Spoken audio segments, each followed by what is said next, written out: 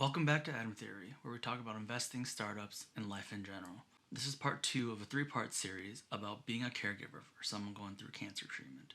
In the prior video, we talked about what it was like during the pre-diagnosis stage and some of the things that we experienced as a family. In this video, I wanted to talk about all the craziness that we went through to prepare for the treatment and the treatment itself. We found out on a Wednesday, met the oncologist on a Friday, and by the following Monday, we already had a full schedule lined up for the week ahead just to get prepared for chemotherapy. I also forgot to mention that before we met with the oncologist on that Friday, they had to squeeze my mom in to visit the imaging center to get a full body PET scan so they could get a more detailed idea of where the cancer had potentially spread to. Anyway, so the week after meeting the oncologist, we had a busy schedule every morning. Now you have to realize they wanted to get started as soon as possible, which meant that they had to cram her into the schedule at the beginning of the day or during the lunch hour. Over the course of that week, we had 5 trips to the hospital or the clinic. The first trip was to place a power port. For those of you who don't know what a power port is, it's placed slightly below your collarbone. It's basically a little plastic device that allows for the nurses and doctors to gain access to your veins without having to use your arm over and over again during the course of treatment, saving you from being a human pincushion. We had another trip to the hospital that same week to get a bone marrow biopsy done, just to see if the cancer had spread to the bone marrow. Over the course of that week, she also had 3 additional visits to the oncology clinic as well as the heart clinic. These were for different types of testing that needed to be done to ensure that she was healthy enough to get chemotherapy. They did a full blood panel to get her counts. They did an echocardiogram to make sure her heart was healthy enough to withstand the drugs that were going to be put into her body over the course of the next 4 months. All this stuff was just a prerequisite just to get started, and we had to cram it all into 1 week because they didn't want to wait another day to get started on the treatment. The type of cancer that my mom had was a fast-growing cancer type, and so they wanted to make sure that they get started immediately to stop the spread of it as fast as they could. Looking back, everything felt like a pretty big blur. Honestly, we'd wake up, get ready, make the 30-minute drive, do whatever we had to do during that visit, come home, rest up, and then we'd do it all over again the next day. And that went on for the entire week. My mom was such a trooper through all of this, and it was heartbreaking to watch someone that you love have to go through something like this. Eventually, we got to the point where we could start my mom's treatment the last week of August.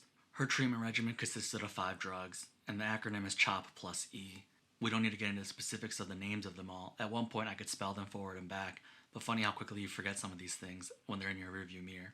But what it did mean was that she had to go to the infusion center every 4th week to get treatment 6 times. My mom's sessions were 3 days long, the first day being the longest day, which is pretty much an all-day affair, and then the 2 follow-up sessions were shorter 1.5-hour sessions. At the same time, she needed to take a steroid at the start of every chemo cycle for 5 days to keep her energy up. This also didn't include the tiny pharmacy that we had started in our house, preparing for all the potential side effects that comes from the chemo. I basically raided the local Walgreens in preparation for all the potential issues that might arise from the chemo. They send you home with a binder telling you about all the things you need to look out for, and it's kind of overwhelming, but I think it's important for you to take the time to go through it step by step and make sure you have a good understanding of what could happen, and also know what the phone numbers are if you need to call someone right away. After my mom's first round of treatment, they asked us to come in the following week so they can monitor her levels. So they did some blood draws. They saw her numbers were extremely low, so they asked her to stay for an additional 2 days to get IV fluids. So we had to come back 2 additional days at the end of the week to ensure she got proper fluids. And they still weren't satisfied. They actually wanted to send her to the hospital that weekend. She refused, and so we went home, and the following day she had a scheduled blood transfusion at the hospital. After the blood transfusion, the doctor had asked if they could keep her overnight to monitor her condition. And so I said yes because I wasn't sure what to do on my own, and I felt pretty helpless anyway, and so I felt as though she'd be in better hands at the hospital. Well, one day it ended up being about 5 days, and that's about how long it took for the medication from her first round of chemo to actually start wearing off in terms of the abdominal pain. So if you're keeping track, it was almost 2 full weeks after her first round of chemo where her stomach pain was so bad that she couldn't eat or drink properly. My hunch is that one of the drugs she was on was extremely powerful and basically shut down her GI system's ability to function. And it was so bad that she had to be admitted for those 5 days so they could make sure that she got the necessary fluids and electrolytes that she needed to make sure her body functioned properly. By the second round of chemo, we had hoped that maybe those abdominal pains would go away as her body might have gotten used to it, but the extreme side effects came back. But this time we tried to be a bit more proactive using over-the-counter drugs to help with the potential constipation that we thought might be occurring. It wasn't great. My mom was still in a lot of pain, but she managed to get through this cycle without a trip to the hospital. At about this point, we're about 6 weeks into her treatment schedule.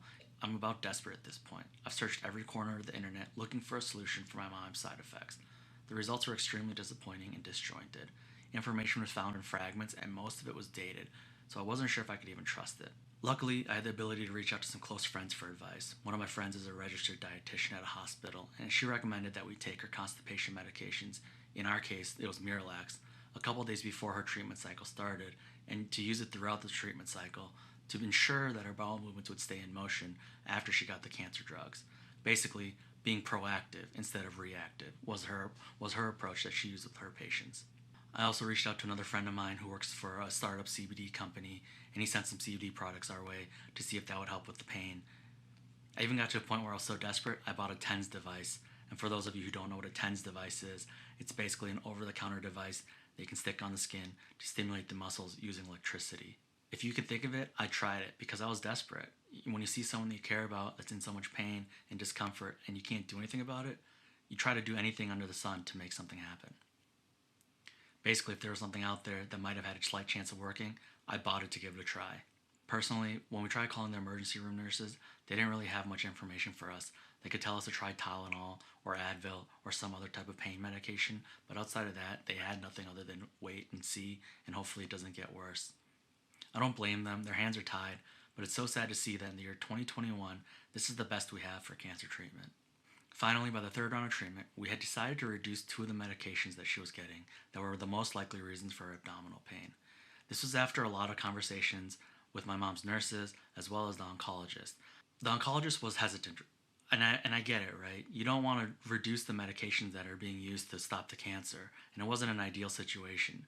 But we also had to weigh the benefits of quality of life. At this point, my mom had suffered for 7 weeks through the first 2 rounds of treatment, and she still had 4 more rounds to go.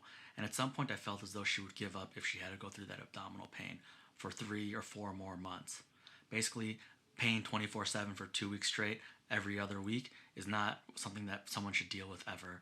And so I think that's why we came to the decision as a group that it made sense to try to limit the amount of drugs that we put in, at least in the regards to the ones that we thought was creating the most abdominal pain. By this time, we felt as though the medications were working because a lot of the swollen lymph nodes in my mom's neck had subsided. So it was a calculated risk to take for the quality of life reasons that I mentioned above. Thankfully, the change in dosage, along with the other medications that we did ahead of time, like the Miralax, almost completely resolved all of my mom's abdominal pain issues.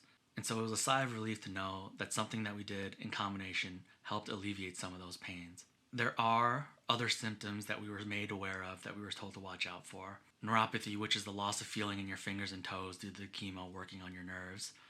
Luckily for my mom, she only had a slight amount of that in her fingers, and they just monitored it to make sure it didn't go any further. There also was nausea to deal with, but thankfully for my mom, the drugs that they put her on were enough to limit the nausea during her treatment.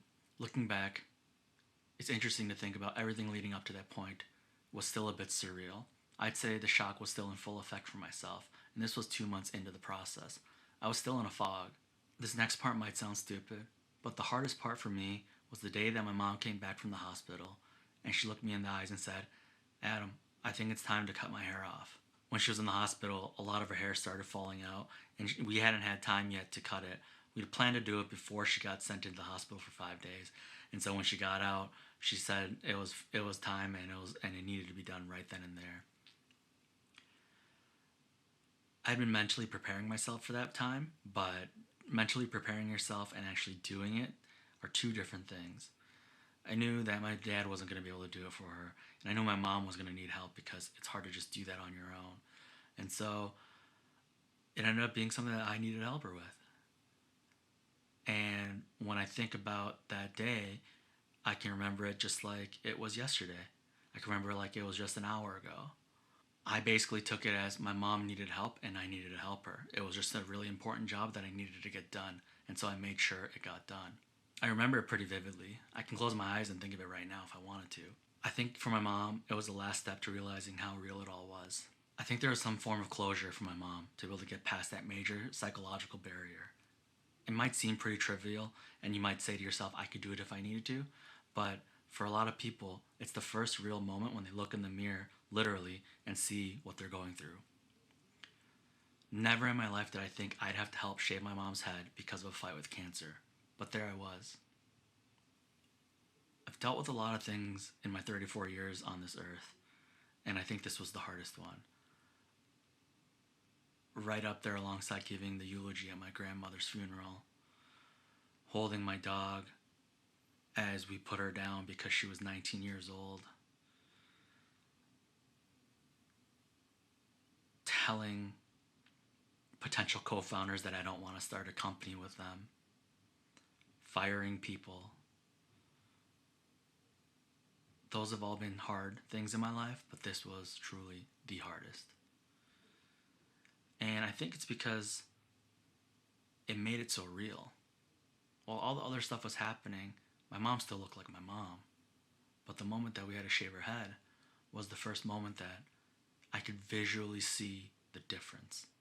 I could visually see that this was something that was actually happening in real time. And it hit me in the face like a tidal wave, like a rogue wave that I didn't see coming. But I'm glad I was there to be alongside her, to be strong for her, because I know how sad she was during that time. And I know how sad my dad was during that time. And I think that's one of the most important things about being a caregiver. It's being that emotional and physical support for somebody. But it also means you need to find someone that can be your emotional and physical support. Because when the lights are off and you're not on stage, you will need something to help you get through it. I've grown a lot in the last year. The pandemic tried to cripple my company. Cancer tried to destroy our family. And at the end of it, we endured and we got through it, and we can see the light at the end of the tunnel. We're not out of the woods yet, but I do feel like I'm a much better person because of it. I feel as though I've grown as an individual. I know what's important. I know what I need to focus on. And it's a life lesson I wish I didn't have to learn this way. But when life hands you lemons, you better figure out how to make some lemonade. Honestly, sitting in front of this camera and saying this to you now makes it feel like I'm living it all over again. And I'm okay with that, because I don't want to forget. I don't want to forget the things that I cherish. I think it's important to remember them. It's brought me closer to my mom, and it's brought our family closer together in general. Before that, I would take things for granted. They would take things for granted. My brother would take things for granted. Now, I don't take anything for granted. Not my family, not my friends, not my career, not anything. It's made me realize what's important in life. Anyway, let's jump back to the treatment side of it. I will say there was one silver lining during my mom's treatment cycle. The whole world was wearing masks, and that meant there was a far less likelihood of my mom getting sick from some random virus that was floating around the office. Especially important when she has a compromised immune system. So while on the surface it sucked, it actually was a blessing in disguise. It did also mean that she would have to have a COVID test done anytime she needed to go in for a procedure at the hospital. And so I think she's had to do a COVID swab more times than any normal human being would have to do in their lifetime. Halfway through her treatment, they wanted to get some imaging done to see what the progress was like. So they had her get another PET scan and then another echocardiogram to see if the treatment was working and that her heart was still doing fine. The good news was, after 3 treatments, it looked like the drugs were taking effect and the cancer was subsiding. And so halfway through, they felt as though it was okay to continue doing the chemotherapy treatment to get her through the end of December, which was her final dosing time. So a week before Christmas, my mom was done with her first rounds of chemotherapy treatment. It was the fastest and longest 5 months of our lives at the same time. Here are some of the things that I learned along the way. Don't be afraid to ask questions. And even if you feel like you're being annoying, ask anyway. They're paid to answer those questions, and they're too busy to answer them for you without being consulted and asked in advance. So be that noisy wheel that gets the grease. Different doctors in different locations have different protocols. So if you have a network that you can reach out to, ask about different solutions for things that you're dealing with. The abdominal pain issue for my mom was something that I had to go ask someone in my own personal network to get a good workaround for. Your loved one or your friend who is going through this treatment is going to feel like shit. They're going to feel a lot of different emotions, and sometimes that emotion is going to be anger and fear and frustration. Just understand it isn't personal, and they don't mean any harm by it. And the best you can, let it go in one ear and out the other. Be sure to take the time to read over all the information your oncologist sends your way. It's going to feel like a lot of info, but I promise you it's good to read through it as many times as you can so you can feel comfortable with all the things that might come up. The clinic or the hospital that you go to is busy, so you need to advocate on the behalf of your loved one. Chances are the person going through chemo won't have the energy to do it for themselves, and so you need to be their voice, you need to be their rock. And lastly, take care of yourself. Find someone you can talk to. Caregiving is a high stress job.